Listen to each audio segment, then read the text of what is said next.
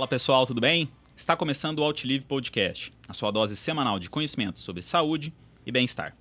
Eu sou Jorge Narciso, sou médico e o meu objetivo é trazer informação de qualidade e de confiança que você possa aplicar no seu dia a dia e assim ver mais e melhor. E no episódio de hoje, nosso tema são os mitos e verdades sobre alimentação e suplementação. E para falar mais sobre esse assunto, eu trouxe um grande amigo e um excelente profissional. Ian Ribeiro, que é médico formado pela Universidade Estadual do Rio de Janeiro, a UERJ, especialista em cuidados paliativos pela UERJ, com atuação em terapia intensiva no Hospital Universitário Reitor Ézio Cordeiro, da UERJ, em Cabo Frio, professor da empresa de educação médica Aristo e entusiasta da medicina baseada em evidências. Ian, muito obrigado pela sua participação, meu caro.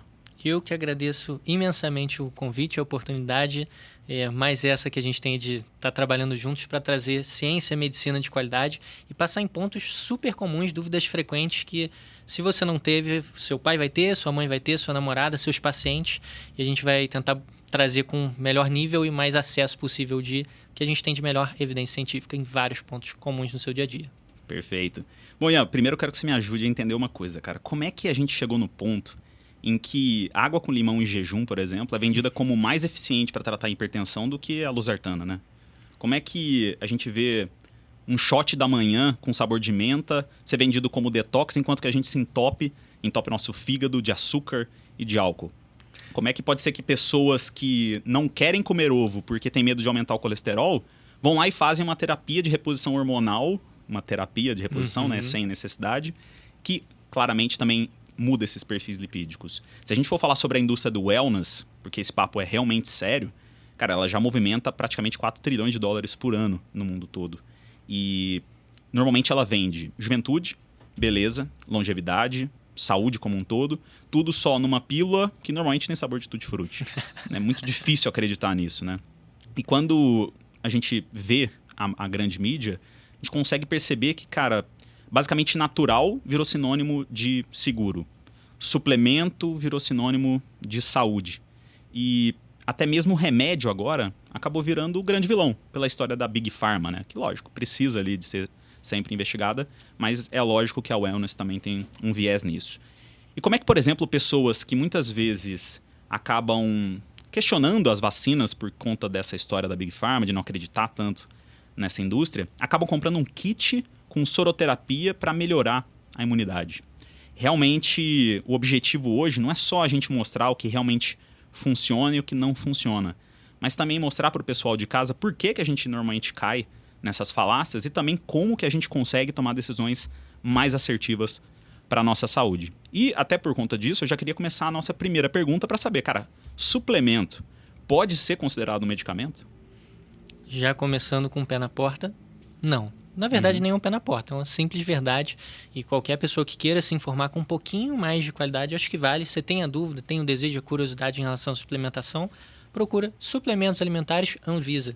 Na primeira reportagem, eles já colocam, assim como o FDA americano, diversas instituições em outros países vão falar pra gente, suplementos não são medicamentos.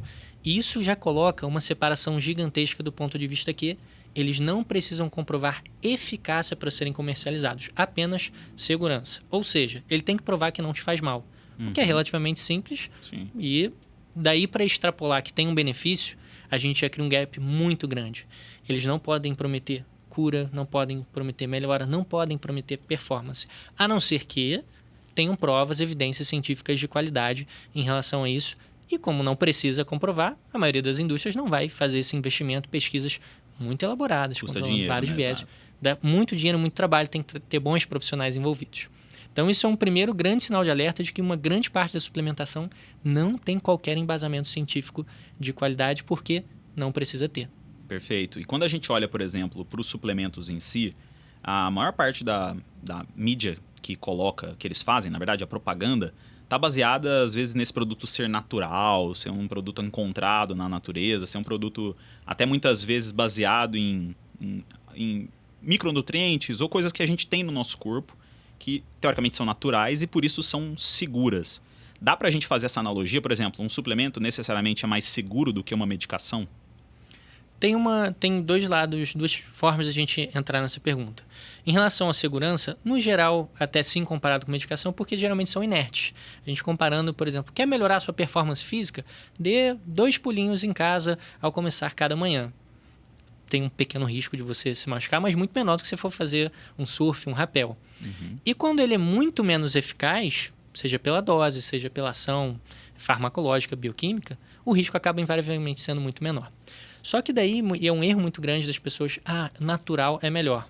Uma brincadeira grande é veneno de cobra, também é natural. E quando a gente olha para as grandes causas de morte, primeira, importante até que as pessoas saibam, primeiro, infarto. Cara, a gente está falando de estatinas, a gente está falando de aspirina, são medicamentos amplamente estudados que mudam completamente o curso dessas doenças. E são fármacos, são químicos, passam por um processamento gigantesco. Ao ponto que muitas vezes o que fez aquela pessoa adoecer ao longo de muitos anos foram dietas, comidas até, por que não, naturais, sal, açúcar, lipídios em excesso, uma dieta desbalanceada. Então, essa premissa de que o natural é melhor, nem sempre é verdadeira. A gente precisa ser muito cauteloso porque uma grande parte dessa indústria wellness vai se aproveitar dessa crença para tentar empurrar algumas coisas sem comprovação, que pode inclusive privar o paciente de estar buscando um acesso, um cuidado de qualidade cientificamente comprovado. E se a gente for pensar até nessa própria propaganda que é colocada, geralmente eles colocam uma pessoa com uma boa saúde, que às vezes até parece ter um certo desempenho associado, né? Pessoa que tem um corpo já bem estruturado, tem músculos desenvolvidos, está bem de saúde e que associa a sua performance ou sua boa saúde a especificamente aquele suplemento ou outro e deixa de lado até muitas vezes várias outras situações que fizeram com que ela chegasse naquele padrão. Até mesmo algumas baseadas em atividades saudáveis, né? Exercício físico, alimentação, ou outras nem tão saudáveis, como a gente vai falar aqui sobre o uso de hormônios. Mas você acha que esse é um grande problema que a gente tem hoje, por exemplo, principalmente com esse desenvolvimento da indústria wellness, que logicamente não é toda ruim, mas que tem os seus pontos negativos, assim como a gente já falou várias vezes sobre a farmacêutica.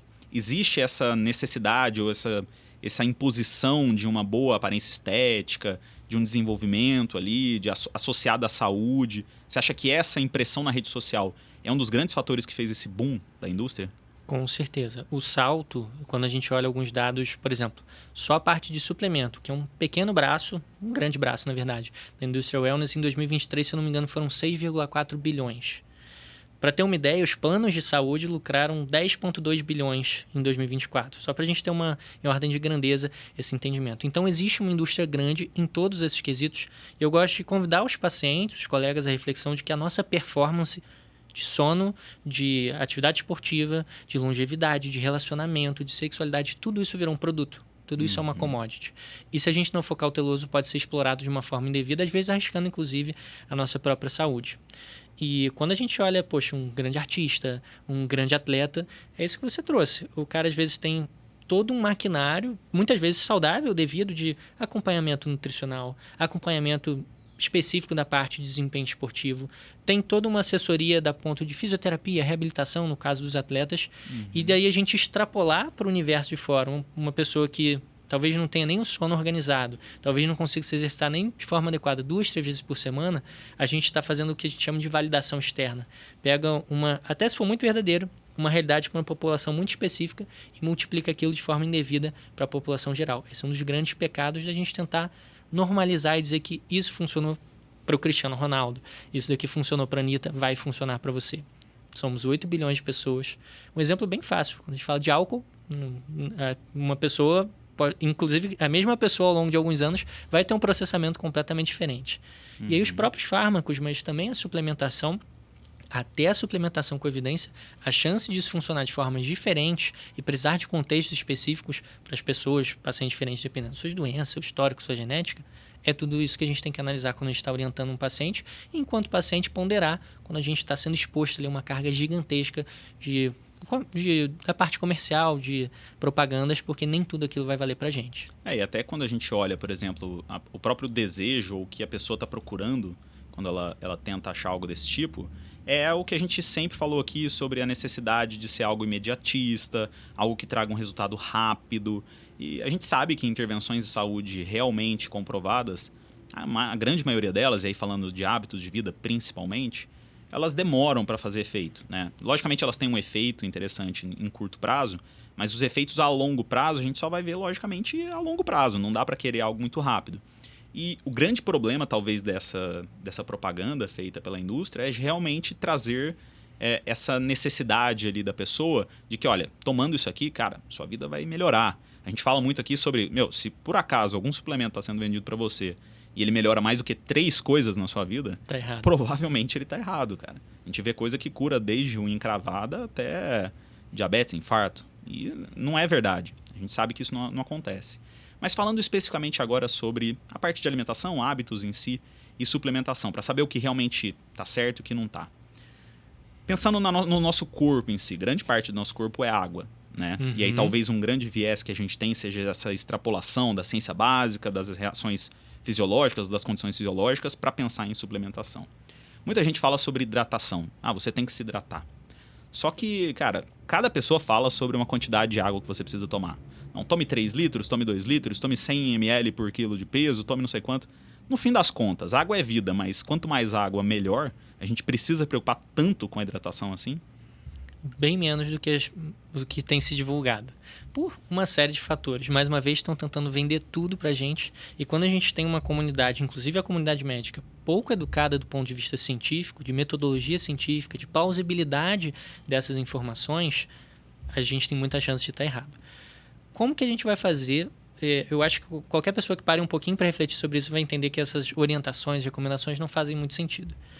Você tem que beber mais de 2,5 litros de água por dia. Primeiro, se a pessoa é saudável, tem um rim funcionante, os rins vão avisar o nosso corpo. Ele é muito bom, ele evoluiu alguns milhões de anos para chegar onde tem agora. Então ele vai te dizer, toma um pouquinho de água, tá faltando um pouco. Hoje está mais quente, ou hoje você fez um exercício, a gente tem esses mecanismos. Com algumas populações diferentes, a gente precisa ser especialmente cauteloso. Um grande idoso, que pode ter uma alteração de centro de regulação da sede, a gente vai olhar com um pouquinho mais de atenção. Em alguns contextos, alguns pacientes com algumas doenças específicas, a gente tem que controlar um pouquinho melhor. Uma extrapolação muito indevida, que eu acho que começou muito desse mito de beba mais água, é em relação aos pacientes com histórico de nefrolitíase, cálculo, Sim, pedra nos rins. pedra no rim. E aí a gente tem, de fato, uma recomendação de, para alguns tipos de cálculo, aumentar um pouco a ingestão hídrica e que isso reduziria a frequência ou até a gravidade de novos episódios.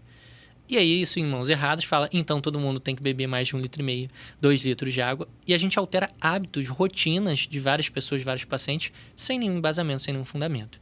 Quanto que essa pessoa está fazendo de exercício? Qual o tipo de alimentação que ela tem? Porque nos próprios alimentos a gente tem uma parte de composição de água. Essa pessoa vive com ar-condicionado, trabalha no ar-condicionado, ela vai para o trabalho de transporte público, ela mora nos Estados Unidos, ela mora na região tropical. Uma série de valores que a melhor fonte para contornar isso tudo, regular isso tudo, é o seu próprio corpo, os seus rins. Então, lógico, os extremos, é o que a gente vai discutir bastante aqui hoje em alguns momentos, não fazem muito sentido. Aquela pessoa que não bebe água nenhuma, nunca, durante o dia, isso até de hidratação de mucosas, pode trazer alguns sintomas, em cidades muito poluídas, pode atrapalhar um pouco, enfim. E quem bebe muita água pode ser um problema também. A gente tem isso com muita clareza para alguns pacientes adoecidos, mas pessoas saudáveis também. Tem um conceito até brevemente aqui comentando, é o LD50, o Lethal Doses 50, que é qual a dose que mataria 50% das pessoas. E a gente tem isso para diversas substâncias. A própria água, álcool, medicamentos, enfim. E quando a gente vê, olha, essa indústria identificaram uma pequena molécula e tal, e vários desses vão ver, cara, você precisaria... Teve um do Ben & Jerry's, não sei se você ficou sabendo, alguns anos atrás, e você precisaria comer alguns milhares de potes para ter algum mal por conta daquela substância. Ao passo que se você comer, provavelmente... 30 potes do Ben & Jerry's, você já teria alterações possivelmente muito graves. Exato. Então, assim, o sorvete te mataria antes da substância tóxica letal. Isso nas mãos erradas, esse tipo de informação, leva a alguns absurdos, inclusive água pode fazer mal, somente em grandes quantidades, e num intervalo muito curto, pode ter efeito dilucional na parte de eletrólitos, na parte de coagulação. E use o bom senso, deixe o seu corpo trabalhar, que no geral ele vai te dizer quanto que você precisa. Perfeito. Existe até um certo mito e até uma dificuldade na comprovação de dados associados, por exemplo, à hidratação com isotônicos, com outros tipos de bebida, né? Porque o pessoal acha que, não, só porque eu perdi um eletrólito ou outro através de uma atividade física, esse composto em específico vai me hidratar melhor do que se eu tomar especificamente água. E a gente sabe também que não existe nenhuma comprovação que seja Nenhuma. robusta que mostre que isso acontece. Talvez, é lógico, em casos específicos de uma performance associada a um atleta que tem ali dosagem de eletrólitos, mas, cara, isso não vai mudar em praticamente nada a vida das pessoas. Talvez seja um pouco mais palatável, a pessoa goste mais, tudo bem. Não tem tanto açúcar, se for zero associado, pode usar. Agora, não queira entender que isso está se hidratando mais do que tomar água. E como você bem falou, né? Mesmo que a pessoa tome pouca água, e isso não é tão também recomendado, ela vai ter sinais que mostram, cara, tome um pouco de água. Se a mucosa está seca, se ela está ali com um sintoma, às vezes até respiratório, é porque provavelmente está faltando água. E vai lá e toma. Precisa tomar um copo, 2 copos, não precisa tomar 3 litros de água para poder melhorar. Beleza, a gente falou sobre água em si, a gente vai falar mais um pouquinho daqui a pouco sobre outros líquidos, que são soros aí de imunidade e tudo mais. Mal posso esperar. Exato. Mas eu queria falar sobre outra substância que já foi muito estudada, que a gente sabe que tem várias funções associadas, por exemplo, com a nossa saúde óssea, com outras funções fisiológicas, mas que foi vendida durante muito tempo como milagrosa, que é a vitamina D. O que a gente sabe hoje sobre o uso da vitamina D? Todo mundo, por exemplo, precisa suplementar a vitamina D? Com certeza e objetivamente, não. A vitamina D ela é produzida pelo nosso próprio corpo, né, a nível renal, depende um pouco da exposição solar, de alguns componentes também, lógico, da própria dieta. O que a gente tem que pensar, e aqui já vai um dado super importante, até os próprios valores de referência de insuficiência, deficiência, não são mais recomendados pela Sociedade Americana de Endocrinologia. Muito porque eram pautados em estudos observacionais e que verificou-se, poxa, para uma pessoa de risco habitual, eu aumentar a dose, aumentar a suplementação, isso interfere na imunidade, isso daqui vai interferir no risco de câncer, isso vai influenciar no risco de fratura, saúde osteometabólica para a pessoa saudável, que é a infinita maioria de nós, ou que tem uma hipertensão que seja, um diabetes. Não, a gente não influencia nesse risco suplementando a vitamina D. Para algumas populações específicas, a gente tem bastante recomendação de boa qualidade. Um grande exemplo, pessoas com doença renal crônica, que estão sob um acompanhamento específico, e alguns grupos, pediátrico, gestante, acabam tendo essa recomendação também. Ainda assim, a gente tem que olhar com muita cautela para essa informação, para não fazer aquela extrapolação, até Exatamente. porque pode ter efeitos colaterais, influenciando o metabolismo de cálcio. Pacientes, por exemplo, com alguma lesão renal, podem ter uma piora da sua função renal, pode aumentar o risco de cálculo, e, no geral, para a maioria das pessoas que faz uso hoje em dia, ela está jogando dinheiro no lixo. Esse é um fato. Uma vitamina que nosso corpo consegue armazenar e para a nossa população brasileira é uma variável para a gente pensar também. Lógico. E a gente vê até alguns estudos que foram feitos que mostram alguns resultados, mas resultados muito fracos, se a gente for falar em relação a relevância estatística ou até mesmo associação, em usos muito grandes de vitamina D, né? 50 mil unidades por dia de vitamina D, que logicamente vão trazer um custo excessivo para a pessoa e que no fim das contas não vão mudar de forma significativa o prognóstico. Como você falou bem, existe uma diferença clara, e a gente precisa colocar isso aqui, entre alguém que tem uma deficiência de uma vitamina, e a gente vai falar sobre outras aqui também, daquela pessoa que quer suplementar um valor de normalidade ali colocado. Essa deficiência ela pode ser clínica ou até mesmo não clínica. Mas, cara, é muito difícil que a gente tenha, através de uma boa alimentação, né, não falando de uma pessoa desnutrida em si, Lógico. uma deficiência de vitamina. Muito difícil. E como você bem falou, podem ter também efeitos colaterais associados. Talvez outra vitamina que a gente está muito acostumado no dia a dia é a vitamina C, né? Talvez lá na antiguidade, na época do Cabral, isso fosse realmente um problema, mas hoje, geralmente, vitamina C é vendida como associada a melhora de gripe, melhora do resfriado, entre outras coisas. Usar a vitamina C realmente previne ou melhora um resfriado, ou isso também é balela? No geral, balela. Vamos lá. Como a própria vitamina D e a vitamina C também, isso, o grande desejo de que elas funcionem muito bem. Tem um pouco do misticismo, e especialmente no Brasil, que a gente acredita muito e sabe pouco, pauta muito pouco as decisões, os hábitos de forma científica, a gente tem que ser cauteloso nesse tipo de recomendação. Como você muito bem trouxe, alguns pacientes perguntam, preciso tomar vitamina C? Eu pergunto, depende. Você vai entrar num barco, vai tentar chegar nas Índias, talvez chegar no Brasil, ficar 40 dias sem se alimentar direito? Pode valer a pena para você não ter escorbuto. Foram as últimas pessoas que provavelmente precisaram repor vitamina C. No geral, você vai fazer um xixi caro.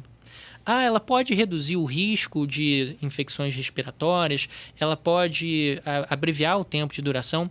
Tem estudos de péssima qualidade, com uma indicação bem fraca, falando que talvez reduza o risco de resfriados, de gripes. o que reduz de uma forma muito mais importante o risco de adoecimento grave, que é o que a gente precisa fazer? Vacinação. Exato. E eu gosto de convidar os pacientes, poxa, o que você está buscando? Ah, não, eu queria adoecer menos, eu queria melhorar a minha imunidade. No conjunto de estratégias e hábitos que a gente vai falar, só vacinação de Covid, de influenza, TID, vírus sincicial respiratório, pneumocócico para pacientes mais idosos, vacina do herpes zoster, isso é brutalmente mais eficaz. Consistentemente comprovado na literatura que você tem muita chance de se beneficiar dessa intervenção. E a gente fica buscando mini estratégias porque na nossa cabeça isso vai funcionar bem. Teve um cara que ganhou um prêmio Nobel, o Linus Pauling, vou falar uma coisa aqui que pode trazer alguns traumas de volta em algumas pessoas. Descreveu uma parte de elétrons nas camadas. Um S2, dois S2, dois P6. Faz muito tempo. Calma, faz muito tempo. Não precisa voltar ali, pessoal. Mas ele ganhou por conta dessa parte. E ele cometeu um equívoco porque ele, com muitos anos, acho que viveu mais de 90 anos, ele falou uma afirmação, olha, eu vivi muito porque eu tomei muita vitamina C.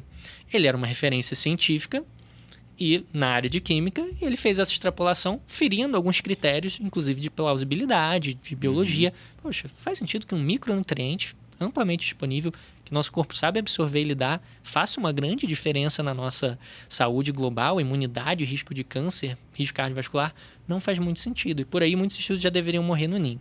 Tem comprovação de eficácia? Não tem. E uma pessoa, uma morte que pode ter vivido mais por 1 zilhão de motivos, trouxe essa afirmação e aí criou-se até um termo Nobelite. E aqui eu destaco a importância mais uma vez, cara, um médico pode ser um médico, um nutricionista, muito menos um blogueiro. Se ele estiver falando, eu sei, eu acho, eu vi no meu consultório, isso não é um bom embasamento. O que é a sociedade brasileira, a sociedade americana, os grandes grupos, o up-to-date, o que a gente tem de referência sólida para pautar essa nossa decisão de suplementação, de vitamina, de medicamento? Se a gente não tem com facilidade essa informação, você deve acender ali um alerta, uma bandeira vermelha que talvez esse profissional não esteja bem embasado. Outra coisa também é, se ele é a única pessoa que fala sobre aquilo, ou uma das únicas pessoas que fala, é bem provável que aquilo não tenha ainda uma relevância. E aí é o grande problema, talvez, de você pegar uma pessoa que tem uma relevância por algum outro motivo e tentar dar credibilidade para ela só porque ela é conhecida, ou ela é famosa, ou até mesmo ela pode ser até um bom profissional. Mas bons profissionais também passam por épocas diferentes, podem ter vieses associados. Claro. E aqui a gente não tá, lógico, para falar para as pessoas para duvidar de tudo, né? O que a gente está falando é, cara, seja crítico em relação àquilo que você recebe como informação. E até a importância dessa discussão, dessas conversas aqui no podcast é para trazer conhecimento, porque o conhecimento é a melhor arma que a pessoa pode ter para lutar contra esse tipo de informação. Mas você falou muito bem sobre as vitaminas em si e talvez os micronutrientes, né? E uma coisa que está muito em voga hoje em dia e que pode ser feito até o uso do micronutriente, mas geralmente ele é colocado como adicional em outras fórmulas. Ah, não, isso aqui tem isso, e tem magnésio. Porque o magnésio ajuda na sua saúde mental, na sua saúde cardiovascular, na sua saúde... Ajuda em tudo, em unha encravada, se você tiver também. E eu acho que um grande problema associado a, talvez principalmente o magnésio aqui, né? Porque realmente o magnésio ele é importante. Ele está associado com várias funções fisiológicas, várias reações químicas que a gente tem dentro do nosso corpo que são fundamentais. E aí a gente extrapola isso pensando que, cara, então quer dizer que quanto mais magnésio, melhor. E pior ainda, realmente o magnésio que eu estou comendo está melhorando a minha saúde cardiovascular. É aquele magnésio que está lá no coração causando o efeito. O que a gente pode falar hoje sobre o magnésio? Pouquíssimas indicações para população saudável, pessoas sem doenças. Mais uma vez, seu corpo sabe lidar com isso há milhões de anos. Trabalho em terapia intensiva, trabalho em hospital já há alguns anos. Eu nunca vi nenhum paciente chegar lá passando mal porque tomou pouco magnésio e nunca vi ninguém deixar de ter um infarto, deixar de ter um derrame, melhorar a sua imunidade por conta do magnésio. Em alguns contextos, ele faz bastante sentido, geralmente quando... Eu gosto de brincar com os meus pacientes. Quando eu que prescrevo. Por quê? Porque eu estou no CTI, tem uma paciente com pré-eclâmpsia, tem um paciente com uma torsada hipoã, um ataque à arritmia grave, uma asma grave. Então, é um outro contexto e aí a gente pode ter um bom embasamento. Alguns estudos selecionados para alguns pacientes com enxaqueca refratária estão começando a surgir. Acredito que um neurologista pode trazer isso com muito mais propriedade do que eu, mas em cenários específicos. Daí para extrapolação Isso, inclusive, fere um princípio muito interessante estão fazendo 60 anos hoje de uma grande publicação de um grande epidemiologista, que é o Bradford Hill, que ele falava os critérios de plausibilidade, de causalidade, de associação, a Já força, conversou algumas o peso. vezes sobre eles aqui. Isso, e vamos voltar neles. Hoje mesmo a gente vai pincelar. A falta de especificidade, como você trouxe, funciona para mais de 3 coisas? Você deve duvidar. O que funciona comprovadamente para mais de 3 coisas? Sono, dieta, atividade física, boas relações, uma boa rotina. Tudo bem. Agora, a gente fala que o magnésio vai melhorar a cognição, vai melhorar a imunidade, vai melhorar a saúde cardiovascular. Isso não aparece em nenhum documento de nenhuma grande sociedade comprovando redução do risco de infarto, melhorando a sua memória a longo prazo. E aqui uma variável importante. Pacientes e muitos médicos também confundem isso. Quando a gente não busca bons desfechos, a gente tem muita chance de errar. O que são bons desfechos? Teve menos internação? Teve menos óbito, teve menos complicações graves, menos abortos. Isso são desfechos maiores, grandes. Agora, me sentir bem, me sentir mais disposto. É muito fácil da gente falsear esse tipo de análise. E não só isso também, né? Como aqueles achados intermediários, Perfeito. que não são um desfecho final, mas, por exemplo, alterações laboratoriais, né? Que não necessariamente vão causar um desfecho final. Podem estar associadas ou não, mas não são o que realmente a gente precisa ter como evidência. Perfeito. São uma base, precisam de um contexto, mas, no geral, a gente precisa deles para avaliar um desfecho maior. Ah, minha glicose diminuiu.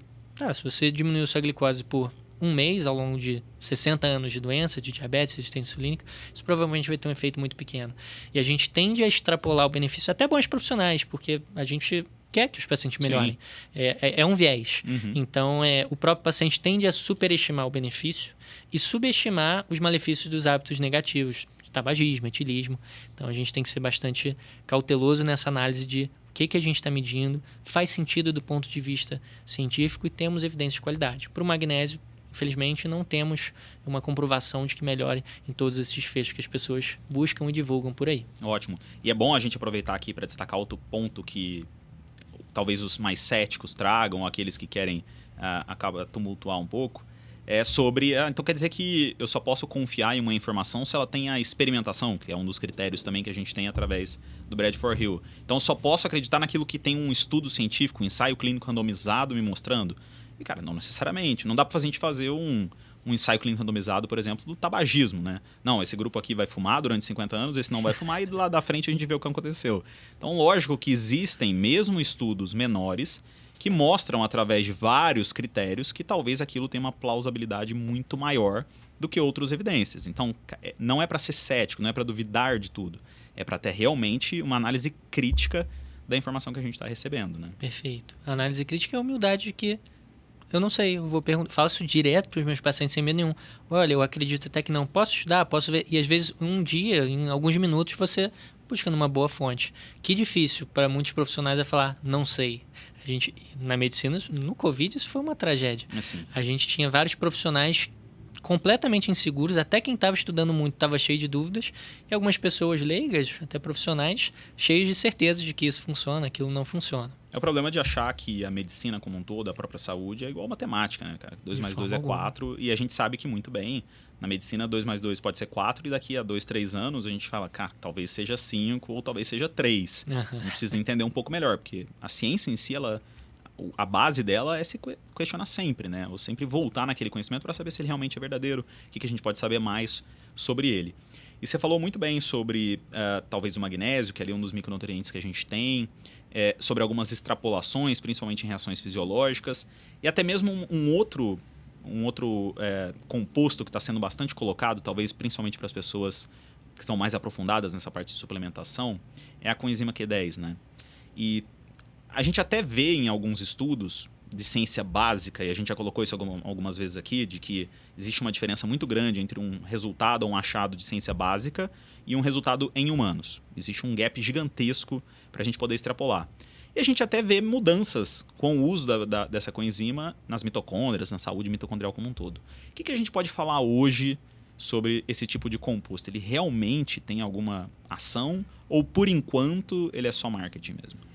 Grosseiramente, de uma forma um pouquinho mais objetiva para expandir depois, a maior parte é só marketing, sem uma comprovação adequada. Como você trouxe, a maioria dos estudos são em modelos animais, são in vitro, e daí para a gente extrapolar, vai ter um benefício na antioxidação mitocondrial e por isso vai viver mais e melhor, a gente não tem esse benefício comprovado, muitas vezes agrega um custo desnecessário e sem trazer uma mudança específica para aqueles nossos pacientes.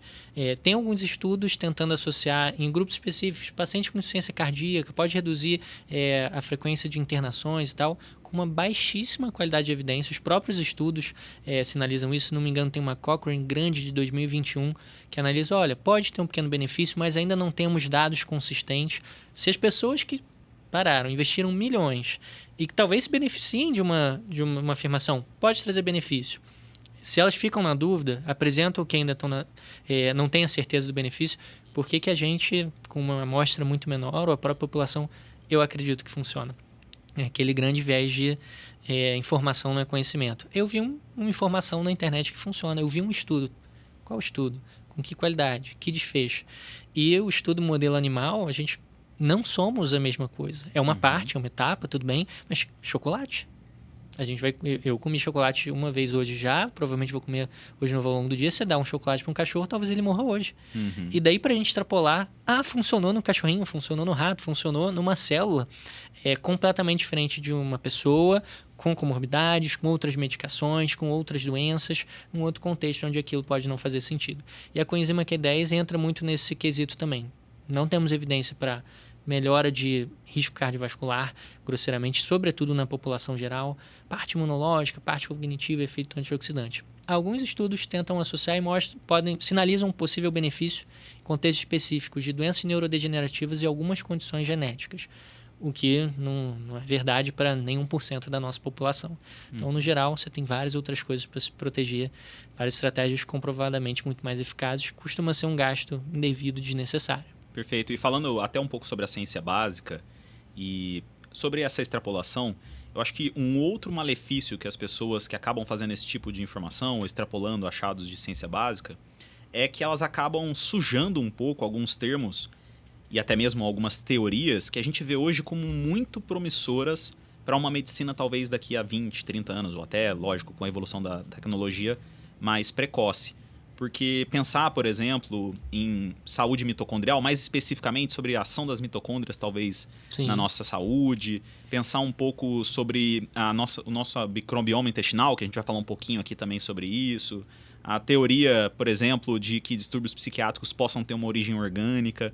Tudo isso, quando extrapolado, utilizado de forma quase promíscua por algumas pessoas, acaba sujando muita informação interessante, que, lógico, precisa de muito e muito estudo ainda para ser comprovada isso é verdade, ou até mesmo aplicada em seres humanos, mas que são promissoras. E aí é outro ponto, né? Acaba dificultando ainda mais a comunicação de pessoas sérias. É a desinformação em saúde. Se você fosse falar sobre vacinação com uma pessoa de 200 anos atrás, você fala assim, você está louco? Você vai pegar uma bactéria, nem sabiam que existiam ainda. Exato. Mas a gente vai pegar, tem uma célula muito pequenininha de um bicho que te faz mal e matou muita gente. A gente vai pegar, dar uma enfraquecida nele e injetar em você e você vai ficar melhor. A pessoa ia falar, vou nada. Então, é a própria evolução. A gente tem muito isso, uma frente que tem avançado, felizmente, de uma forma muito legal, de imunobiológicos, medicações super elaboradas, ainda bastante caras e pouco disponíveis, mas mudando completamente o curso de algumas doenças oncológicas e autoimunes. Então, poxa, é bem plausível que daqui a alguns anos, com muito estudo e muita cautela, a gente tenha novas estratégias, novas informações. O que a gente precisa ser muito cauteloso? Se não tiver segurança, se não passar por processos muito cautelosos, a gente pode estar expondo nossos pacientes a um grande risco. E várias dessas intervenções grandes, os próprios biológicos, têm esses riscos muito bem documentados, precisam de acompanhamento e que grandes profissionais, pessoas que estudam muito, muito inteligentes, muito focadas naquilo, têm dificuldade de manejar. E o leigo, a população, a grande mídia, às vezes extrapola muito isso, passa por alguma facilidade, cobra que isso deve ser feito. Quem fazia várias coisas sem segurança, sem a parte ética bem documentada, bem organizada, eram os médicos da época do nazismo. Sim. Então, assim, tem uma cobrança social. Temos que fazer, temos que testar de forma alguma. A gente precisa ser muito cauteloso e não pode nunca ferir princípios éticos básicos. Isso é muito triste porque o charlatanismo, uma pressão farmacêutica, seja para próprias medicações ou seja para a indústria wellness, eles passam por fora do caminho científico ético adequado, tanto do ponto de vista técnico como do ponto de vista de moral com alguns pacientes. Perfeito. E aí, tá gostando do episódio? Já tirou algumas das suas dúvidas? Tem mais alguma dúvida sobre suplementação, sobre alimentação? Se sim, deixa aqui nos comentários que vai ser um prazer para a gente respondê-los.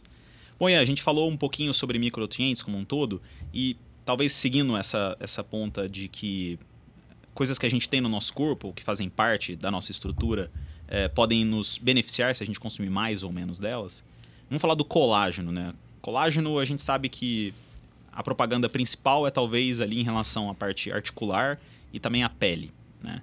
Na parte articular, eu já adianto que a maior parte dos estudos que a gente tem hoje, infelizmente, quando a cartilagem vai embora, meu amigo, só substituindo mesmo por alguma coisa metálica ou por poli. Não tem muito o que a gente fazer. Mas eu queria que você falasse um pouco sobre o colágeno. Realmente muda o prognóstico, a evolução da pessoa, usar o colágeno? Consistentemente na literatura, não temos esse benefício comprovado. Primeiro, até faz sentido do ponto de vista biológico, de absorção. Colágeno é uma proteína grande, um pouco mais complexa, e que precisa ser decomposta em partes menores. Se você precisasse passar seu carro na porta da sua casa, você olha, eu vou precisar desmontar ele um pouquinho. Só que quando ele entra na casa, o filho vai pegar o volante, a esposa vai pegar o pneu, a avó vai pegar o banco, e você não tem nenhuma garantia de que aqueles fragmentos, os peptídeos, vão se juntar para formar aquele colágeno que você quer, muito menos que você vai mandar ele para sua articulação, para o seu músculo ou para sua pele. Alguns estudos mostram uma associação pequena de desfechos intermediários. Melhora da função articular, melhora dos tendões, melhora da concentração no músculo. Mais uma vez, não é um bom desfecho. Mudou fratura, mudou o risco cardiovascular, mudou performance física. A gente não tem nenhum benefício grande comprovado. E mesmo quando existe essa documentação, tem um estudo grande, se não me engano, ele analisou 700 e poucos pacientes, o que a nível de evidência é moderado, interessante, mas sozinho pouco provavelmente vai trazer uma informação muito valiosa. E ele colocou pra gente, olha, possível benefício aqui, publicado numa revista de performance física, medicina esportiva aqui, querendo ou não, já pode ser um viés. E quando você abre o estudo para ver, tem uma tabela gigante com a qualidade das evidências. Tem uma com moderada qualidade. Todas as outras ou são baixa ou muito baixa qualidade da evidência, com um benefício muito pequeno de desfechos intermediários. Então é muita arrogância a gente achar que suplementando essa proteína ela vai chegar na minha articulação, na minha pele. O que pode mudar um pouquinho, alguns profissionais da dermato e da cirurgia plástica podem falar com muito mais propriedade do que eu, é algumas estratégias de bioestímulo de colágeno que podem induzir uma reação inflamatória em alguns tecidos. Ainda assim, com muita cautela, cenários específicos, com limitações, mas pode ser um benefício diferente. A ingestão, primeiro que você vai quebrar, não vai mandar para onde você gostaria que mandasse. A gente não tem esses estudos comprovando melhora de força física, resistência. E quando tem, esse mesmo estudo era de intervenção combinada. A pessoa fazendo também atividade física supervisionada durante 8 semanas, se não me engano. Então, a chance de o benefício vir da outra intervenção é enorme. E até resgatando um pouquinho do que a gente conversou, eu tenho um colega que fez coenzima Q10 e melhorou muito. E o colega está fazendo acompanhamento psicológico, começou a ir na academia 3 vezes por semana, está se alimentando muito melhor e se beneficiou de todas as outras medidas, só que não daquela que está ali no pacote. E nas mãos erradas, seja por desconhecimento ou por má fé, essa informação pode ser utilizada de uma forma indevida. Perfeito. Começando a falar um pouco sobre o que a gente parece ver uma certa relevância dentro da literatura, uma certa adequação para alguns pacientes. Vamos falar sobre o ômega 3, né? E talvez o ômega 3 em específico, que muita gente associa a óleo de peixe, ao peixe em si como um todo, ele tem um grande problema porque muito do que a gente tem observado em relação à parte de aplicabilidade mesmo, de evidência científica, está relacionado com uma estrutura muito particular do ômega 3 e que na maior parte das vezes está com uma concentração muito pequena no que as pessoas tomam de ômega 3 hoje em dia no mercado, né? O que a gente pode falar sobre o ômega 3? Ele realmente, por exemplo, melhora o risco cardiovascular das pessoas? Acho que o pessoal vai ficar bravo comigo, porque a maioria do que a gente vai falar aqui hoje não tem muita evidência de qualidade.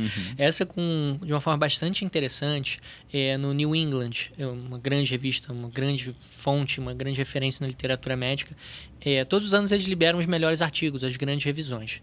E no de 2018, curiosamente, teve até um dado bem legal sobre a vitamina D, estudos infelizmente negativos sobre imunidade, fratura até tinha um benefício em populações específicas com osteoporose, mas voltando para o ômega 3, estudos grandes também, milhares de pacientes, bem conduzidos, retirando alguns vieses que poderiam ter, não mostraram um benefício interessante na redução de risco cardiovascular para a infinita maioria dos pacientes.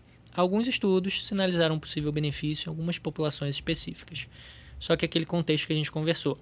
Se qualquer bom médico, boa equipe multiprofissional que vai pegar um paciente com alto risco cardiovascular, que já infartou, que tem insuficiência cardíaca, a gente vai dar só ômega 3 para esse paciente?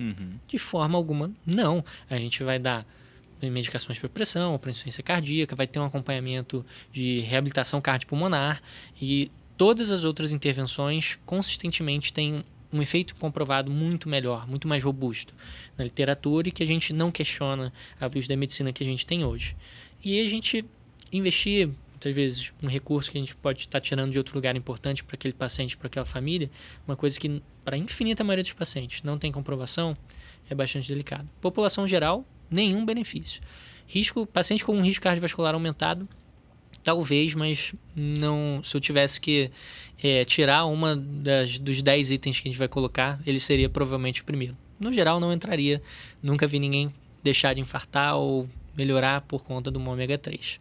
E a maior parte desses estudos, por exemplo, estão baseados em estruturas do ômega 3, né? Desse grupo específico de substâncias, principalmente o EPA e tal, que são mais isoladas, mais concentradas, que não chegam nem perto, por exemplo, da composição do que a gente vê hoje no mercado de ômega 3. Então, esse cuidado também precisa ser tomado. Claro. Muitas vezes a gente vê lá a utilização de um nome de uma substância naquele suplemento e nem mesmo comprovar que aquela quantidade e tudo mais está dentro daquele suplemento, ele precisa. Então, é um grande cuidado que a gente precisa ter, até para não ser enganado por uma propaganda falseada, não é mesmo? Justo. É como você pegar assim, olha, a Ferrari pode te levar daqui até lá em 5 minutos. E você pega um carro dos anos 70 e fala, não, é carro, o carro vai funcionar. Qual dose? Qual que é a potência? Em que cenário que foi estudado? Em qual terreno que eu estou jogando que eu vou dirigir esse carro? E isso pode falsear muito o impacto que essa intervenção possa ter. O ômega 3 é um excelente exemplo disso. Perfeito. Falando talvez de uma das que mais tenham estudos associados, aí falando realmente sobre suplementação, pensando nas pessoas que buscam performance e tudo mais, tem a creatina, né? E muita gente associa a creatina, por exemplo, com problema renal, a gente não pode tomar creatina porque vai ter problema no rim. A creatina tem sido associada, por exemplo, com a melhora, principalmente na performance de exercícios ali de curta duração, né? De a parte anaeróbica. Só que hoje em dia tem surgido muita coisa em relação à creatina e tem sido usado pela indústria também nesse sentido, com melhora de função de saúde mental, entre outros benefícios. O que a gente pode falar hoje sobre a creatina? Bom, começando para mudar até um pouquinho o cenário. Alguns bons estudos, um dos pouquíssimos suplementos que tem alguns bons estudos. Tem muitos estudos muito ruins, mas alguma evidência científica de qualidade mostrando um possível benefício num contexto combinado de exercício de cuidado para ganho de força, redução do tempo de recuperação muscular, aumento na progressão de carga. Existem alguns estudos com razoável qualidade. A título de curiosidade, basicamente 3 suplementos têm bom nível de evidência para aquilo que no geral se postula. A creatina, suplementação proteica, que a gente deve falar daqui a pouquinho, e cafeína. Um grande, exato. Um grande... Cafeína, milenar, a gente conhece, e ainda assim, doses específicas, possíveis efeitos colaterais. No geral, a população geral saudável, ela é bastante segura nas doses preconizadas. A associação com lesão renal, em alguns estudos trouxeram pacientes que tinham outras variáveis de confundimento. Às vezes são atletas de alta performance que estão utilizando substâncias, inclusive ilícitas, e que a gente não deve nunca prescrever do ponto de vista de saúde clínica cardiovascular. Então, variáveis de confundimento. Lógico, um paciente com uma função renal já alterada, que tem uma condição, que tem um histórico de litíase, ele deve estar em acompanhamento por uma equipe específica, clínica, nefrologista, e pode ter alguma contraindicação. No geral, população geral, pode ser seguro. Até o próprio aumento da creatinina, né? Era muito associado com a piora da função renal e, logicamente, se você está tomando a creatina, é bem provável que você aumente a creatinina e não necessariamente isso mude tanto a função do seu rim, né? Não quer dizer que ele está funcionando menos do que o normal. O que é interessante é o contraponto de, lógico, tem o que você está fazendo além da creatina. E a gente percebe, poxa, a pessoa, a senhorinha que começou a treinar 2 vezes por semana, está fazendo uma hidroginástica, o famoso treinar fofo, que o pessoal fala hoje em dia, a categoria inclusive da qual eu participo na maioria dos meus exercícios. Pessoal, você está se alimentando bem? Você está comendo um mínimo de salada, de proteína na própria dieta, um equilíbrio interessante do ponto de vista de calorias. Isso tem um efeito muito maior, brutalmente maior, em diversos campos. E a creatina talvez possa aumentar. Isso é interessante. Quando a gente olha no UpToDate, eles colocam que mesmo para os exercícios de curta duração, resistência, exercícios intensos, colocam que até 30% dos pacientes, fazendo com boa indicação, fazendo na dose correta, não tem nenhum benefício. Muito daquilo que a gente falou, olha, até vacinas às vezes não funcionam para todo mundo. De hepatite B, por exemplo, às vezes alguns pacientes não fazem conversão. O álcool não funciona da mesma forma em todos os organismos. E que arrogância a gente olhar para 8 bilhões de pessoas com genéticas, etnias, metabolismos, culturas, alimentações, medicações não é diferente, falar essa daqui com certeza vai funcionar e aumentar. Então, o que eu gosto sempre de orientar, e muitos pacientes jovens ou pacientes ali de meia idade querendo melhorar um pouco, devo tomar creatina? Olha, vamos organizar várias outras coisas antes. Como é que está seu sono? Como é que está seus rastreios das condições importantes? Como é que está sua saúde cardiovascular? Você está se exercitando? Qual que é a sua reserva cardiorrespiratória? Para que você está buscando isso? Você quer estar mais forte, ter mais resistência, quer daqui a 20 anos estar bem, curtindo sua família. Então, convidar o paciente a olhar para o todo e desfechos grandes, condições grandes, eu acho que é um exercício muito saudável que poucos profissionais, infelizmente, fazem hoje. Acaba tendo muito mais destaque o profissional que chega com uma suplementação, com uma solução rápida, sem olhar para o todo. Infelizmente, muitos pacientes acabam ficando muito mais satisfeitos também. Então, é um desafio grande a gente equilibrar o que é o melhor no contexto global e o que é mais rápido e que pode ter algum benefício. Perfeito. E assim como muitos desses estudos acabam mostrando, ainda que exista uma certa dificuldade de poder interpretá-los, alguns são bons, alguns nem tanto, e até bons profissionais trazem em relação a esse tema, é que, logicamente, tomar a creatina em si, assim como a gente vai falar agora do whey protein, ela não é igual à melhora de desempenho. A pessoa precisa de exercício resistido, com intensidade progressiva, para poder, logicamente, melhorar a sua função.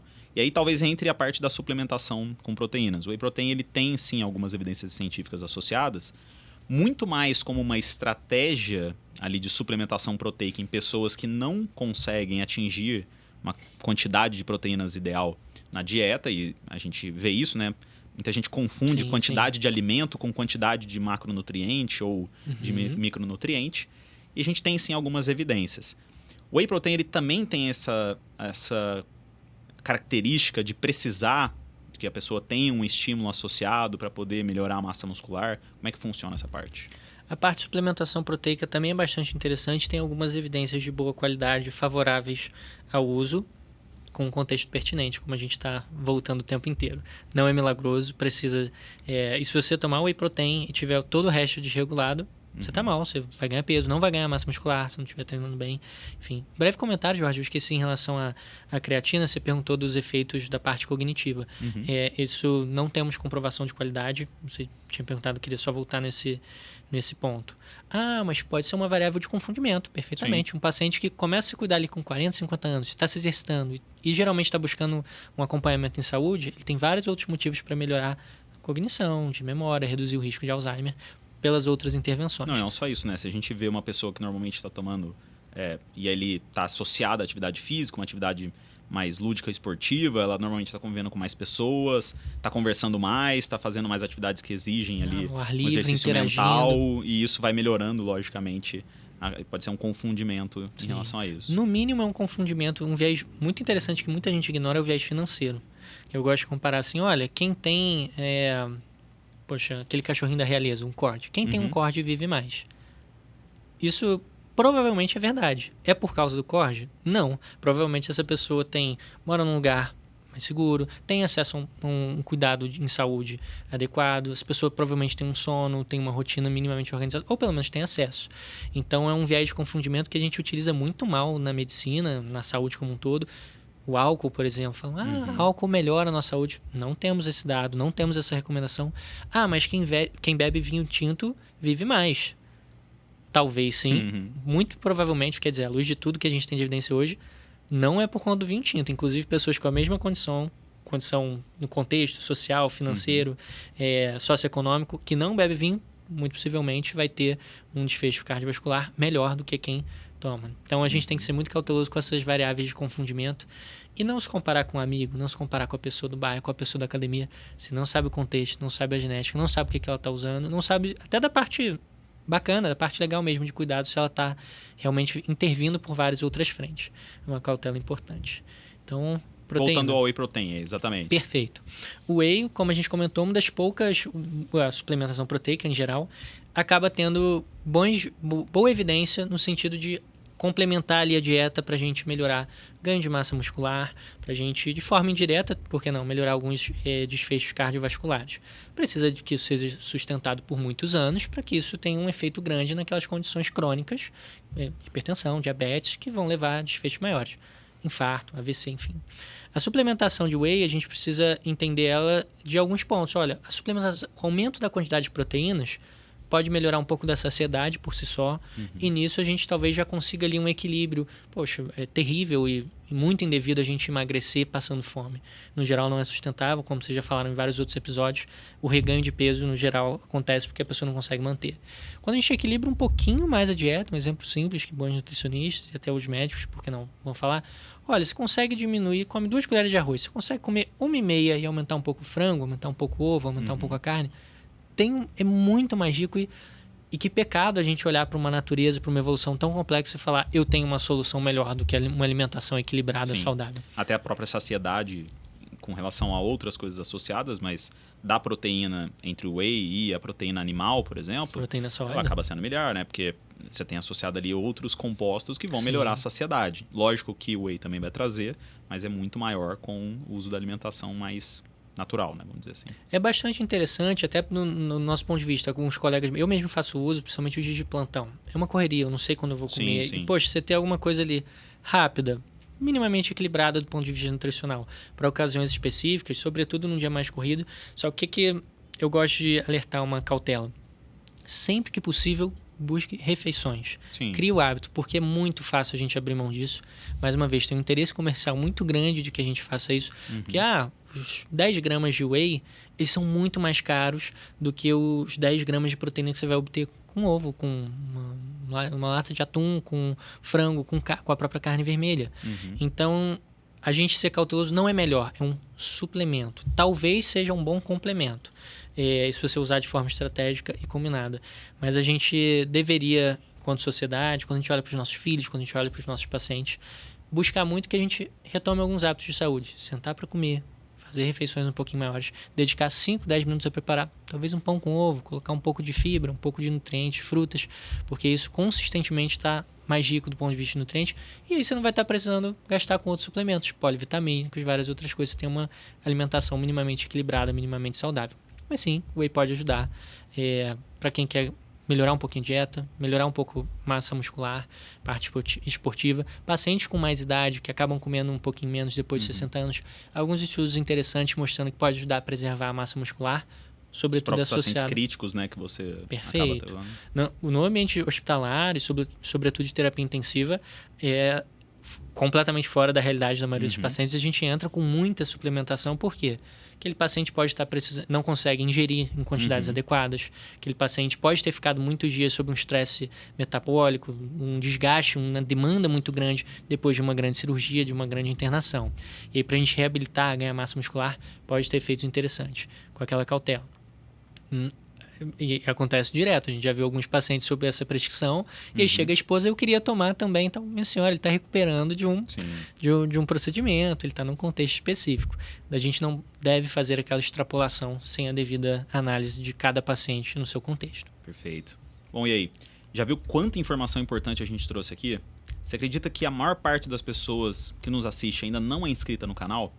Se você não se inscreveu, por favor, se inscreva, porque assim você não só continua recebendo os nossos conteúdos, tem acesso aos nossos novos episódios, como também permite que mais pessoas tenham acesso a esse tipo de informação. E o nosso objetivo é realmente esse, trazer informação de qualidade para que as pessoas vivam mais e vivam melhor. Bom, e a gente falou um pouquinho aí sobre, talvez, performance, né? Falando um pouco sobre ganho de massa muscular. E, cara, não sei você, mas eu não conheço nada que seja mais eficaz para ganho de massa muscular do que esteroide anabolizante. Realmente é uma coisa que é fisiológico, né? Se a gente for pensar. Só que o grande problema é que as pessoas só olham para esse, vamos dizer assim, benefício associado ao uso dos esteroides e deixam de olhar para diversos outros efeitos que a gente conhece já muito bem, que são maléficos para a nossa saúde a longo prazo. O que a gente pode falar hoje sobre o uso do esteroide anabolizante dentro do contexto do paciente saudável? É um dos grandes absurdos da saúde moderna. É um risco brutal, é uma tragédia de saúde pública e, do ponto de vista até de terapia intensiva, trabalho num hospital que é relativamente pequeno, a terapia intensiva tem 10 leitos. No ano passado, a gente recebeu 3 pacientes jovens, 50, com uns 40 e poucos anos, que não tinham um risco cardiovascular acumulado tão grande com os de anabolizante. Um deles com um derrame, um AVC, e 2 deles com infarto, possivelmente um grande acelerador. Ponto inicial, ponto de partida já muito interessante. Hipertrofia, beleza, massa muscular. O coração também é um músculo. Então, o aumento da massa cardíaca de uma forma exuberante, aumentada fora da genética, do metabolismo daquele paciente, uma demanda, inclusive muscular, para um coração que em pouco tempo tem que se adaptar, ele não consegue organizar a parte elétrica de forma saudável, a funcionalidade daquela musculatura. Então, primeiro, já o primeiro motivo para ninguém utilizar esteroides anabolizantes nesse contexto de performance, na maioria das vezes não tem indicação nenhuma, mas especialmente nesse contexto, a gente tem um aumento do risco de infarto, a gente tem um aumento do risco de morte súbita, de arritmias graves, porque o coração é um músculo, ele vai crescer ali também. Muita gente vai olhar, poxa, não pode ser tão ruim assim.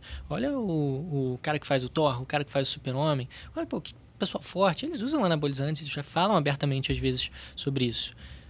Tem uma indústria gigantesca atrás desse cara, provavelmente ele está acompanhando... já é arriscado, não deveria fazer também, é muito triste, inclusive é uma indústria muito predatória, que é completamente diferente de um atleta de alta performance. Você pega um futebolista, um jogador de basquete, ele tem um treinamento específico, uma massa muscular gigante, não pode de forma nenhuma, vão fiscalizando para que ele não use substâncias indevidas, e ele tem uma hipertrofia cardíaca mais saudável, que inclusive melhora o risco cardiovascular dele a médio e longo prazo. No geral, atletas de alta performance vivem 2, 3 anos a mais, segundo alguns estudos. Mas aí é uma adaptação fisiológica. Ao longo de muitos anos. Esse cara está treinando geralmente desde a adolescência, com acompanhamento nutricional, reabilitação da parte de fisioterapia, com acompanhamento clínico, cardiológico de muito alta qualidade. Até porque ele é muito valioso, muito caro e... Não que todos nós não sejamos valiosos, mas geralmente a gente é economicamente menos interessante. Se tem uma indústria milionária ali por trás daquela pessoa, ela não pode ser uma referência para você tomar decisões, condutas para sua vida pessoal. E tem gente que fala, mas eu tenho amigos que tomam. Eu conheço um monte de gente da academia que toma e nunca teve problema nenhum. É igual você olhar para um motoqueiro que dirige sem capacete. E falar, olha, é seguro, ele nunca se acidentou. Equívoco gigante, inclusive moto, você vai saber muito melhor que eu, uma tragédia também de saúde pública, que no Brasil a gente tem muitas pessoas acidentadas e o uso de capacete reduz drasticamente o risco de lesões graves. Diria que não a moto, no caso, né? A pessoa que usa a moto. Sim, ela é uma ferramenta, lógico.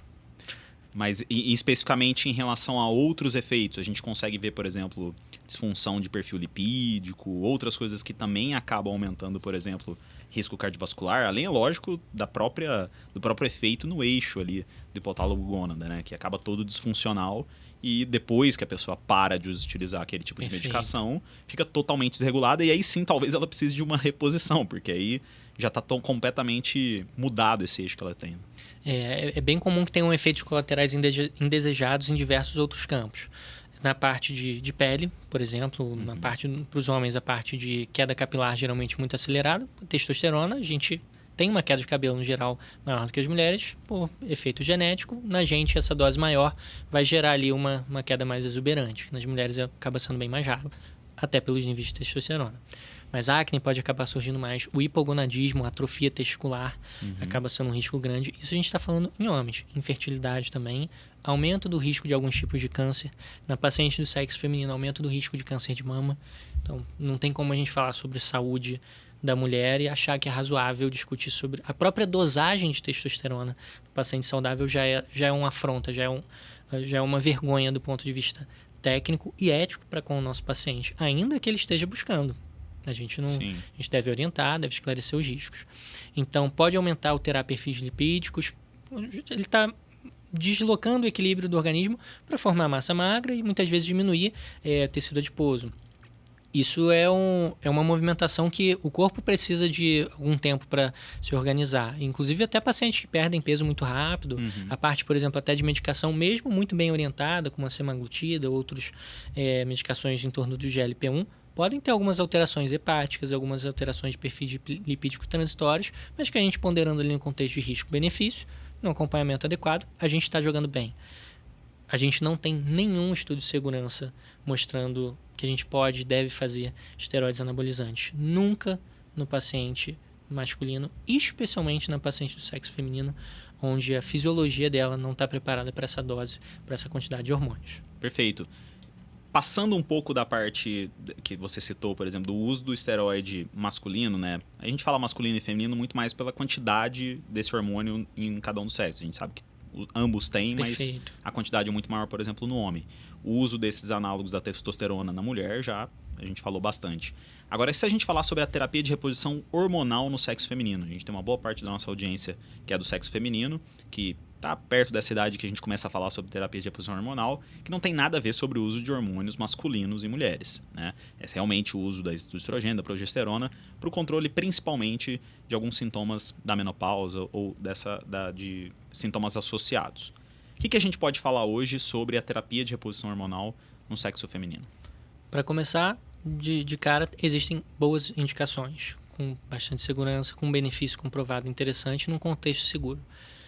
Voltando um pouquinho, a gente até já conversou sobre isso em alguns momentos, menopausa não é doença, isso é uma primeira informação, porque existe uma mídia grande em torno disso e precisa se discutir, a saúde da mulher é importante, a gente está avançando muito numa compreensão, num acesso maior à informação de qualidade em diversos campos. E muito até pela própria mudança social da mulher, né? Claro. Da importância econômica, da mudança até da própria situação com filhos, com trabalho, isso ganhou uma relevância maior dentro da mídia também. Sim, de forma muito positiva em Lógico. diversos âmbitos. Até a parte de questão de sexualidade, que vira uma discussão interessante também. Mas vamos lá. Terapia de reposição hormonal na mulher. A gente não está falando aqui de forma nenhuma de hormônio anabolizante. Não é isso. Hormônio anabolizante, pecado, crime, um risco, uma ofensa à sua saúde, um desrespeito com o corpo humano na infinita maioria dos contextos. Terapia de reposição, existem algumas variáveis. É combinado, a gente está olhando para estrogênio, os riscos cardiovascular da parte até oncológica variam um pouquinho, tem que ter um acompanhamento próximo, principalmente com o ginecologista. A gente tem alguns estudos mostrando que para alguns desfechos pode ser efeito protetor, essa terapia de reposição hormonal, mas que pode aumentar um pouquinho o risco de algumas outras condições, por exemplo, o câncer de mama. Mas se a gente for olhar para o câncer de ovário, de endométrio, pode alterar um pouquinho, de forma até positiva, proteger a paciente, dependendo se a estratégia é combinada ou não. Isso o time de gineco-obstetrícia, claro, vai trazer com muito mais propriedade que eu, mas o que é interessante a gente falar? As boas indicações no geral estão em torno de fogacho, com aquele calor absurdo que tem um impacto social, de relacionamento para as pessoas, às vezes atrapalha o trabalho dela, inclusive. Então, acaba sendo uma boa indicação, formalmente analisados ali os seus riscos. A gente olha também transtornos de humor maior. Algumas pacientes, infelizmente, podem ter alterações, não é o mais comum, mas podem ter alterações depressivas, alterações importantes de sono. E a gente precisa olhar isso como uma saúde global e verificando o risco pode ser extremamente adequado para essa paciente. Numa idade específica, geralmente não muito depois de entrar na menopausa. E como a gente olha aí para mulheres, às vezes, de 40, 50 e poucos anos, o risco de câncer de mama nessa população acaba sendo progressivo, conforme a idade vai aumentando. Numa janela boa, acaba tendo um perfil de segurança um pouquinho maior. Temos que analisar alguns vieses. Tem um risco cardiovascular aumentado? Tem algum histórico de trombose importante na paciente ou na família? Tem enxaqueca, migrânia, e a gente pode precisar ajustar algumas dessas medicações. A gente pode fazer com bastante segurança, com boas indicações, mas tem que ser cauteloso para não pressupor que todo mundo deve fazer, que todo mundo vai se beneficiar. Olhar cada paciente como única, entender o seu contexto. Da parte de sexualidade, muitas vezes tratamentos tópicos, tratamentos vaginais podem ter um efeito muito, muito interessante, mais seguro, com menos efeitos colaterais. E se essa for a queixa específica da mulher, às vezes a gente não precisa nem entrar numa discussão maior que envolve envolve muitas variáveis. Perfeito. Saindo um pouco da parte mais hormonal e voltando mais para a alimentação em si, e talvez um pouco também sobre perfil lipídico, risco cardiovascular, encaminhando já para o final da nossa conversa, eu queria falar sobre a carne vermelha, né? Durante muito tempo, e até hoje, lógico, a gente tem um movimento falando contra o consumo da carne vermelha. Ao mesmo tempo em que a gente tem um movimento falando sobre dietas baseadas em carne vermelha, ou dietas carnívoras em si. E a gente sabe que, normalmente, quando a gente tem extremos, ambos estão errados. E aí a gente precisa chegar num meio termo e entender o que realmente está acontecendo. Pensando no consumo de carne vermelha, existe mesmo essa ideia de que se a gente consome mais carne vermelha, a gente vive menos ou não? No geral, não. A gente tem um estudo bem interessante que foi publicado na Nature não tem muitos anos, e ele buscou associação com 6 desfechos, se não me engano, que era risco de câncer de cólon, risco de câncer de mama, risco de infarto, AVE e alguns outros do ponto de vista cardiovascular. Não teve uma associação clara, importante, robusta. E até naqueles critérios lá que a gente falou, olha, o tabagismo é um efeito tão exuberante na associação com câncer de pulmão, mas outros tipos também, que a gente nunca nem precisou e não poderia fazer ensaios clínicos randomizados em relação a isso. Os próprios critérios do Bradford Hill, ele foi um dos caras que, na década de 50, trouxe essa associação de uma forma robusta e importante. Em estudos razoavelmente bem controlados, a gente não viu uma evidência muito grande. Claro, qual que é o contexto? E a gente olha aí do ponto de vista social, cultural, de natureza, pegada ecológica, tem uma série de outras variáveis que podem estar influenciando a circulação de algumas informações. No geral, um consumo consciente, ele provavelmente vai ser saudável. E a gente tem que ser muito cauteloso para não induzir uma mudança de comportamento que vá ferir a cultura, os hábitos daquele paciente, daquela família. Entender que comida é tradição, o Natal, o que a gente vai pedir no plantão, tudo isso é o dia a dia da pessoa, faz parte às vezes da nossa essência, do que a gente vai descrever. Então, no geral é bastante seguro se a gente fizer um consumo consciente. Aqui vai uma variável.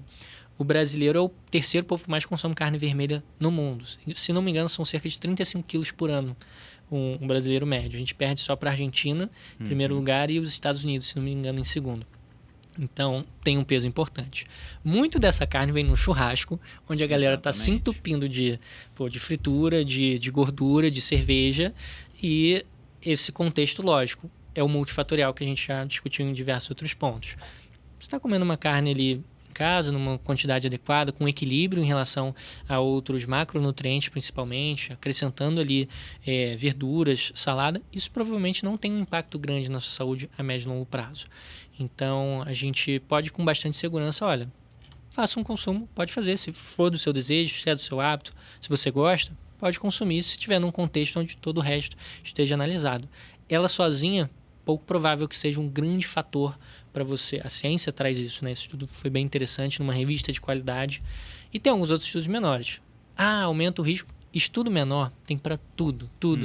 Vai dizer que aumenta a unha encravada, vai ter outro que vai dizer que você melhora a sua cognição.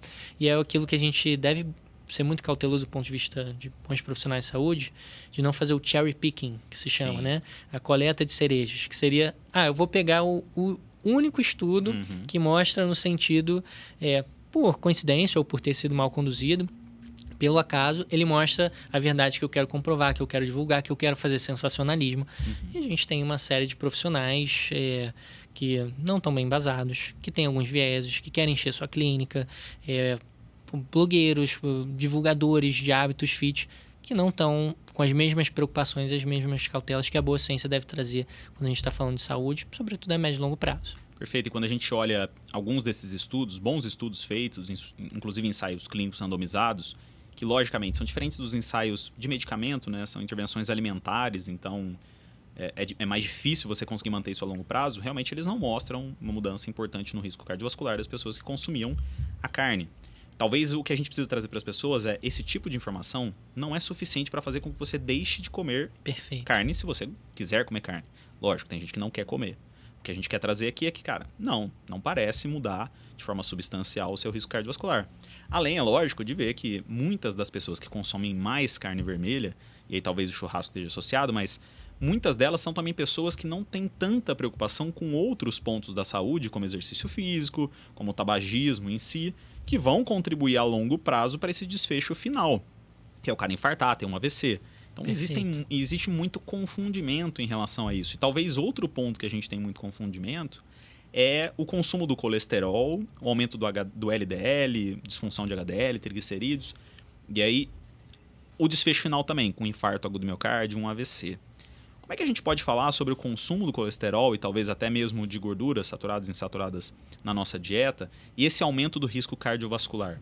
Existe já algo comprovado de que isso acontece ou pode depender muito mais da pessoa do que necessariamente do que a gente come?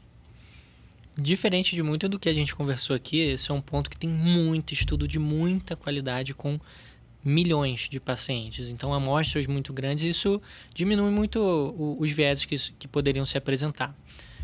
Todas as grandes sociedades de endocrinologia, de cardiologia, de saúde clínica no geral, vão ter o LDL como um fator isoladamente associado ao risco cardiovascular. Ponto. Ter um LDL persistentemente aumentado vai diminuir provavelmente a sua sobrevida, ou pelo menos tem um risco pode aumentar o seu risco de eventos cardiovasculares graves, infarto, derrame, a própria lesão renal, enfim, agravar outras condições também. O colesterol, para a gente voltar um pouquinho e sistematizar, principalmente para pacientes que eventualmente estejam tentando se informar melhor. Ele é bom, o colesterol, ele faz parte da membrana de todas as nossas células, a gente precisa de colesterol. O colesterol ruim, que as pessoas dizem, principalmente o LDL, o VLDL, é quando, eu gosto de convidar eles, pensa numa carne desse tamanho da sua mão. E o LDL ele vai ter uma capa de gordura em volta muito grande, ou seja, um componente proteico pequeno e vai transportar muita gordura. Você imagina algo muito maior. E o HDL, que seria o colesterol bom, ele com esse mesmo tamanho tem uma capinha muito pequena de gordura em volta. O LDL ele acaba estando mais associado à infiltração desse conteúdo lipídico, inflamação dos vasos sanguíneos, das artérias, principalmente a médio e longo prazo, que é a fisiopatologia que vai responder ali pela obstrução das artérias coronarianas, pelo aumento do risco de AVC, de derrame. Então, isoladamente, o LDL, apesar de ser um desfecho intermediário, a gente já olha ele com um destaque muito grande por essa associação brutal, importante, marcada com o risco cardiovascular. Hoje a gente vê até, inclusive, especificações em relação ao LDL, né? LDLs que são maiores ou menores, algumas outras lipoproteínas que estão associadas, que talvez aumentem ainda mais o risco de aterogênese, mas o que a gente sabe, inclusive outra, que é a quantidade de anos que você vive com LDL alto. Perfeito. Porque muitos estudos vão ver risco cardiovascular daqui a 10, 15 anos. Eles não conseguem ver daqui 30, 40 anos. E o que a gente sabe é que se daqui 15 anos ele já tem esse efeito, é muito provável que daqui a 40 esse efeito seja potencializado. Então, sim, a gente sabe que esse LDL tem um risco associado com a parte aterogênica. Existe um questionamento curioso, não sei se você já passou por isso, alguns pacientes trazem. Tem alguns queridinhos, né? No meio da suspeição, do ceticismo, que tem seu espaço, tem seu valor, mas geralmente não bem embasado quando vem de alguns grupos específicos, trazem pra gente, mas eu vi que tem uma indústria farmacêutica gigante em torno das estatinas, principais medicações aí para o tratamento do colesterol. Isso é bastante curioso. Existe em todas as medicações um contexto farmacêutico, financeiro, industrial. Eu não tenho problema nenhum com isso se estiver bem comprovado que a gente, com segurança, está tratando bem dos nossos pacientes. O infarto, que é a condição que mais mata no mundo, a gente é um paciente de alto risco, ele vai ganhar estatina, geralmente de alta potência, provavelmente para o resto da vida. A gente vai buscar esse LDL bem baixinho, abaixo de 50, porque o risco cardiovascular dele é muito alto. A título de curiosidade, profissionais ou até pacientes que queiram utilizar, tem uma calculadora muito interessante do American College of Cardiology, a ACC. E se botar ACC, Risk Calculator, a gente consegue estimar um pouquinho esse risco cardiovascular. E claro, você não vai tomar essa decisão sozinho, vai num bom profissional para entender esse contexto todo. Mas mostra para a gente de uma forma bastante interessante. Por exemplo, paciente de 50 anos, é hipertenso, tabagista ou não, ele vai computando algumas variáveis, seu HDL, vai olhar se ele é hipertenso ou não e te estimar o seu risco. Isso ajuda a gente a medir se vai se beneficiar ou não do uso de estatinas. São medicações bastante seguras, bastante estudadas, mas um viés que eu vejo de forma muito frequente é paciente tomando uma medicação mais cara, uma estatina mais cara sem necessidade, dependendo do seu risco. A gente é muito incisivo quando o paciente teve um evento isquêmico primário. A prevenção você já teve um evento e a gente está fazendo a profilaxia secundária. Sim. A prevenção primária, ela tem muito menos evidência. O meu colesterol é um pouquinho mais alto. Isso provavelmente aumenta, sim, o seu risco cardiovascular. Eu tomar estatina reduz esse meu risco? A gente não tem essa evidência para o cara que nunca infartou. Então, isso é uma cautela grande, porque tem muita gente, mas eu queria tomar porque meu marido tinha um LDL. Olha o contexto todo, vamos medir todas essas variáveis, vamos ver o quanto que ele está aumentado para ver se você vai se beneficiar e, se for se beneficiar, se precisa de uma mais cara, de mais potência. Um desafio grande hoje, antigamente as pessoas iam, como a gente adora falar, no médico para viver mais e melhor. Hoje em dia a gente tem que desmentir muita coisa e tem que gerenciar a parte de custo também. Não tem muito tempo, atendi uma paciente jovem, 33 anos, fazendo coenzima Q10, vitamina D, um outro polivitamínico, magnésio, e ela tinha um custo ali de mais de R$300 por mês com suplementos. Se a gente olha para a população brasileira, onde a média salarial é acho que um pouco acima de 2 salários mínimos, é muito delicado que a gente esteja discutindo estratégias sem uma boa comprovação ou sem um bom acompanhamento. E a automedicação, a informação através de rede social acaba sendo muito delicada, potencializa muitos caminhos indevidos em relação a esse cuidado. Perfeito. E muito desse medo em relação ao uso das estatinas, que são medicamentos muito estudados, comprovados em relação à eficácia, tem a ver com o efeito nocebo também, que muita gente associa eventos ou adversos dos medicamentos, talvez a mialgia seja o principal, muito mais porque sabe que o medicamento pode causar mialgia, né? E aí até alguns estudos mostram pessoas tomando placebo, que seria uma medicação inerte, parecida com ela, e a estatina, e foi muito parecida a quantidade de mialgia que elas tinham, que mostra que não necessariamente era o medicamento em si.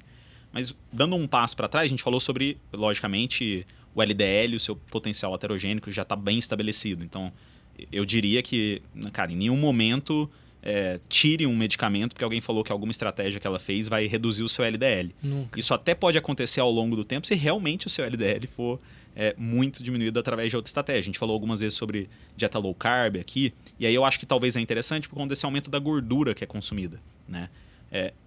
Você falou que colesterol faz parte do nosso corpo, não quer dizer que a gente precisa suplementar colesterol. De forma Na alguma. própria dieta, a gente vai conseguir a quantidade que a gente precisa de colesterol para isso.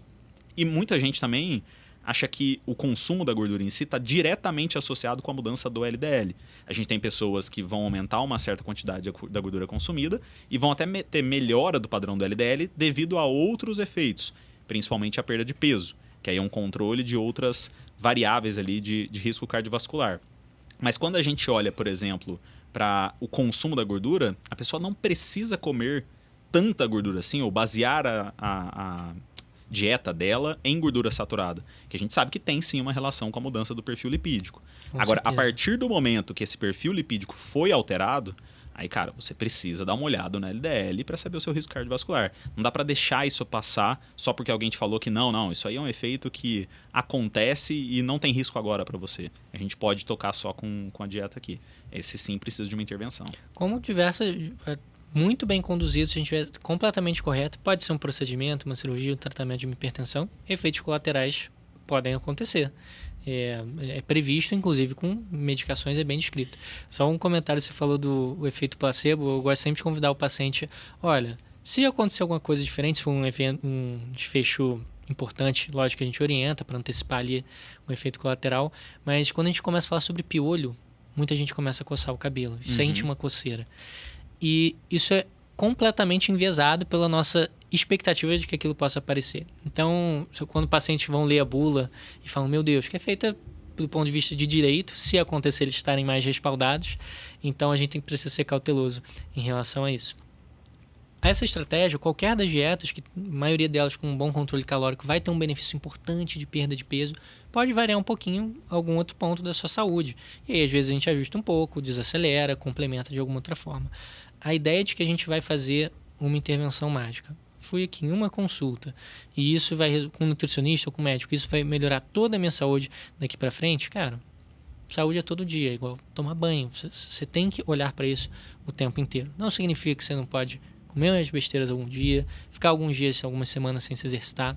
Mas quando você olha ao longo de anos, o poder de vários hábitos acumulados, ou sejam eles bons ou ruins, é o que vai fazer efeito. Então a gente tem que ter essa humildade de olhar para processos crônicos em vez de intervenções pontuais. Perfeito. Falando da alimentação, agora falando da falta de alimentação, vamos falar um pouquinho do jejum em si, né? E aí, principalmente, talvez, daquela questão de que jejum aumenta a longevidade ou faz com que a gente consiga viver durante mais tempo. A gente sabe que, logicamente, o jejum, em algum momento, vai fazer com que a vida acabe, né? A gente não pode viver de jejum. Mas ele é uma estratégia muito interessante, principalmente pelo contexto do emagrecimento.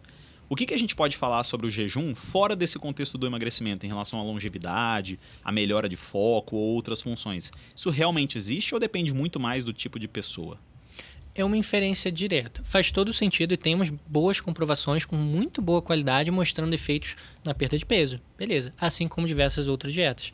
Low carb, cetogênica, basicamente qualquer dieta que você consiga manter por um tempo considerável.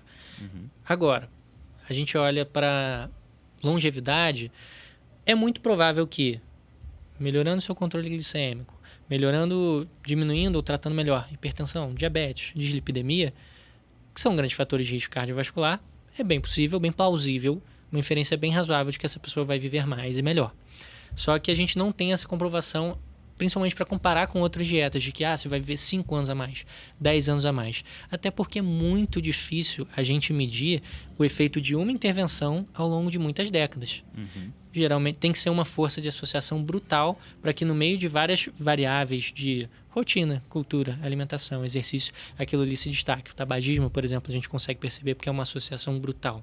Agora, o efeito de uma estratégia específica, de uma dieta carnívora ou de não comer carne vermelha, se o efeito não for muito grande, isso não aparece.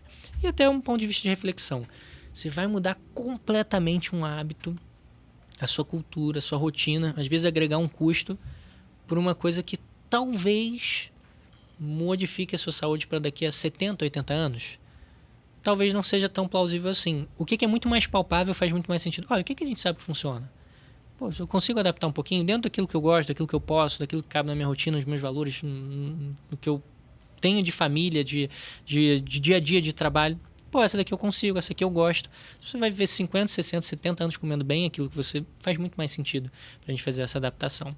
Então, no geral, o jejum intermitente não tem ainda, até porque é um estudo relativamente recente. E a plausibilidade do ponto de vista evolutivo, ela não é uma premissa completa. Não quer dizer, faz sentido. Lá atrás, as pessoas viviam 20, 25 anos numa idade pré-histórica. Daí presumir que esse mesmo mecanismo, as pessoas morriam de intoxicação. A gente mudou a história da alimentação com a geladeira, ou com lavar os alimentos. Então, essas extrapolações, explicações que vão muito lá atrás, talvez não tenham tanto respaldo. Perfeito. E talvez muito do que a gente tem hoje de informação em relação ao jejum esteja baseado em estudos básicos também, né? Perfeito. Mudança ali de mitofagia, autofagia, processos que a gente aparentemente estão associados com o processo de envelhecimento, que foram comprovados talvez ali em modelo micro-organismos, animal, até coisas menores do que isso, né? Eumintos ou coisas ainda menores. E que, lógico, existe ali uma certa plausibilidade. A gente vai começar a estudar sobre isso, mas, cara, extrapolar para falar que aumenta ou não. E até mesmo algumas evidências mais anedóticas, né? Em relação a pessoa para pessoa. Tem gente que fala que faz jejum e melhora o foco. Eu, por exemplo, cara, não consigo ficar em jejum durante muito tempo. Meu foco vai pro saco, mas realmente parece que tem gente que melhora. Agora, pensar que você vai melhorar é uma extrapolação também muito grande. E aí, para terminar o nosso papo, a gente falou sobre muito que a gente consome, né? E no fim de tudo, vai acabar lá o nosso tubo digestivo. A gente já chegou a falar um pouquinho sobre microbiota intestinal. Talvez esse seja um dos pontos que tem crescido muito em relação ao debate, trazendo até algumas intervenções meio malucas como transplante fecal, algumas coisas que ainda precisam de muita evidência para a gente começar a pensar. Mas o que a gente pode falar hoje sobre microbiota intestinal? Realmente, essa microbiota, os germes que a gente tem no nosso tubo digestivo, eles comandam quase tudo no nosso corpo? Acho que essa é uma visão um pouco sensacionalista e mística e que vende muito bem. Existe uma interação como qualquer sistema. Se a sua pele não estiver funcionando bem, seu corpo vai estar desorganizado. A gente vê isso num grande queimado, por exemplo. Se os rins não estiverem funcionando bem, tudo vai ficar desorganizado. Agora, é interessante e com muita cautela e muita responsabilidade com essa informação. Pessoas muito boas, instituições muito boas, que estudam muito, que são experts naquela área, estão olhando para essa frente com muitas perguntas e muitas dúvidas. Então, nenhuma blogueira pode ter certeza em relação a isso. Nenhum leigo, nenhum médico pode falar, eu sei, é isso. O que a gente tem de interessante? Algumas doenças autoimunes, a parte de espondilite anquilosante, a parte de algumas dermatite atópica, que tem alguns marcadores genéticos, tem um contexto autoinflamatório, estão estudando algumas associações com microbiota intestinal e pensando se alguma modificação pode ser interessante. A gente conhece alguns efeitos disso. Quando a gente faz uma antibiótico terapia, às vezes comum em casa, para uma condição relativamente simples, a gente pode bagunçar um pouco a nossa microbiota intestinal. O que é interessante? A gente tem alguns estudos falam de uma blueprint, de um rastro. Poxa, zerei, eu alterei completamente a minha microbiota. Com a sua genética, com o que deixou de rastro, com a sua alimentação, com o ambiente que você vive, geralmente aquilo ali se refaz de uma forma interessante e saudável. Um desafio muito grande para pacientes internados por muito tempo, com antibiótico terapia pesada por muito tempo. Em casa, ela volta para o normal. E tem aquele diálogo, não, mas as pessoas estão abismadas com isso controla a interação do intestino com o sistema nervoso. A gente já sabia disso. Sistema nervoso simpático, parasimpático, luta e fuga. Quando você fica nervoso, apreensivo, as borboletas no estômago, existe uma conexão que já é conhecida há décadas e que estão tentando vender como se entendessem muito como se fosse algo novo, inédito, que acaba sendo interessante para a população leiga. Informação que eu achei super interessante de as pessoas maravilhadas. Você sabia que 70% do seu sistema imunológico está no intestino? Sim, é ali que estão as fezes. É de muito bom tom que seja o lugar mais fiscalizado do nosso organismo em termos de imunidade. Além da própria absorção, toxinas, o que vai precisar ser metabolizado, medicações que a gente faz e vão precisar passar no fígado depois. O que é interessante? Isso é uma fase muito de estudo intermediário, tem muita coisa, provavelmente vai sair algumas coisas interessantes em relação a isso nos próximos anos, algumas medicações, algumas compreensões melhores em relação a algumas doenças. Você vai viver mais, melhor, mudar seu risco cardiovascular, olhando para sua microbiota intestinal, é muito complexo. A gente não entende por completo o nosso genoma. A nossa interação com micro-organismos é algo ainda mais complexo. O que é bem mais simples? Poxa, posso rastrear o câncer de cólon, pacientes acima de 45 anos? Isso a gente sabe que pode melhorar a vida desse nosso paciente, reduzir o risco dele adoecer, de aparecer com um câncer ou de que ele evolua. Eu posso melhorar a minha alimentação, que vai com certeza me proteger do ponto de vista cardiovascular. Isso, se a gente tem clareza, certeza que no dia a dia, com ações simples, escolhas, a gente consegue intervir, é muito mais interessante e simples do que a gente pensar numa associação que a gente está começando a buscar entender. Provavelmente não vai ser mirabolante, milagrosa do jeito que muita gente pensa, mas é bem possível que saiam algumas associações interessantes. A gente já sabe disso, a gente já utiliza essa simbiose há muito tempo. O processamento de algumas vitaminas, vitamina K, alguns nutrientes, depende da microbiota intestinal. Mas daí pra gente, vamos fazer então transplante fecal. Até o uso de probióticos, prebióticos, que são geralmente caros, associados ali a ganhos milagrosos, e o que a gente sabe é que em alguns pontos específicos eles podem ter alguma atuação, mas que não vão mudar muito. A sua própria alimentação ao longo do tempo vai fazer com que você consiga melhorar essa microbiota também, né? Até a título de curiosidade, um breve comentário: as pessoas são fascinadas com probióticos no contexto de gastroenterite e diarreia aguda. Vai melhorar sozinho. Sua preocupação é a hidratação. Não tem nenhum estudo robusto de qualidade falando vai diminuir o tempo, diminuir a gravidade. Pode ser tentado, alguns contextos específicos, uma diarreia um pouco mais prolongada. Já investigou uma giardíase? Tem alguma medicação? Tem uma doença celíaca, alguma coisa específica, numa diarreia mais crônica, você precisa investigar? Mas daí pensar que o probiótico vai fazer uma grande diferença, não vai. Mais uma desmentida aí. Pode ser tentado, provavelmente inerte, não vai fazer uma grande diferença. Mas tem um livro interessante, foi publicado, se não me engano, em 2017, que fala dessa conexão possível do intestino com o cérebro, com a mente. E a gente já entende que algumas doenças, por exemplo, no diagnóstico de depressão, a gente vai buscar, uma das informações, tem alteração importante de apetite, tem ganho de peso importante, ansiedade da mesma forma. Então, a gente já conhece algumas interações, algumas associações. Daí, para a gente tentar buscar, principalmente como leigo, ou até profissionais que estão atuando em linha geral, que não seja de pesquisa, eu acho que não vale a pena a gente entrar em todas as perguntas com profundidade. Deixa quem está olhando para isso, com especificidade, com muita cautela, grupos gigantes com mais informação e mais recursos, estudarem para trazer essa informação para a gente. Perfeito. Bom, Ian, conversa muito esclarecedora. Acho que, lógico, não dá para a gente falar sobre todas as dúvidas, todos os mitos que a gente tem sobre alimentação, sobre suplementação, mas ficou muito claro que a suplementação em si ela tem o seu uso, que é bem específico, e o que a gente precisa realmente é tentar talvez olhar para hábitos que são muito mais baratos muitas vezes e até mesmo tem um impacto muito maior na nossa saúde a longo prazo. Mas antes de terminar, eu queria que você trouxesse para o pessoal que está assistindo aqui o podcast alguma dica prática de saúde que eles podem aplicar já depois de assistir o episódio para tentar viver mais, viver melhor. Bom, primeiro de tudo, tema maravilhoso. Não tinha nenhuma pretensão de esgotar, porque cada um desses dá para desmembrar por horas. Super interessante e importante que as pessoas tenham mais acesso à informação de qualidade, que é muito raro hoje em dia na nossa mídia. Um grande conselho que eu daria é, antes de pensar em gastar com qualquer suplementação, busque um acompanhamento médico e nutricional de qualidade. É muito provável que isso te beneficie muito mais, independente do que você quer. Se quer ficar mais bonito, os cuidados técnicos, científicos vão te trazer isso com mais segurança e com mais eficácia. Você quer melhorar sua performance física, você quer se sentir melhor, quer diminuir seu risco cardiovascular, sua imunidade, a chance da gente conseguir ajudar com estratégias comprovadas é muito maior do que suplementação, até porque é aquilo que a gente falou lá no comecinho, a grande maioria não precisa comprovar eficácia. E quando a gente olha para diversos estudos, creatina, saiu um documento da Anvisa, acho que esse ano ainda, mostrando que os rótulos tinham várias informações. 40 dos 41 produtos informavam coisas indevidas, benefícios indevidos. Gente, vai num profissional sério, bem informado e cuidado com tudo aquilo que for muito sensacionalista.